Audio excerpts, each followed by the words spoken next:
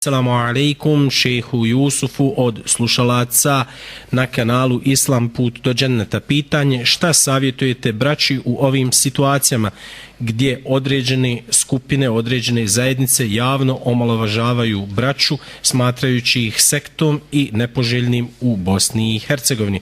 Allah vas nagradio. Amin. Bismillah, alhamdulillah, wassalatu wassalamu rasulillah. Onaj ko je na istini, njegovo srce dokući šta je pravi put, dovoljno mu je to da ga dželle šanu počastio da zna šta je pravi put. Sve uvrede i sve ono što na putu istine doživimo, to je ništa drugo do sunnetullah, Allahov, znači odredba da vjernik koji je na uputi mora imati to. Oni koji govore, znači onima koji je na pravom putu ovako onako, neka se prisjete onoga što je rečeno Muhammedu a.s. i prvim ashabima, kako su potvarani, kako je rečeno poslaniku da je sihirbaz, rečeno da je pjesnik i mnogo što šta. Znači na takve priče moramo biti imuni na riječi džahila.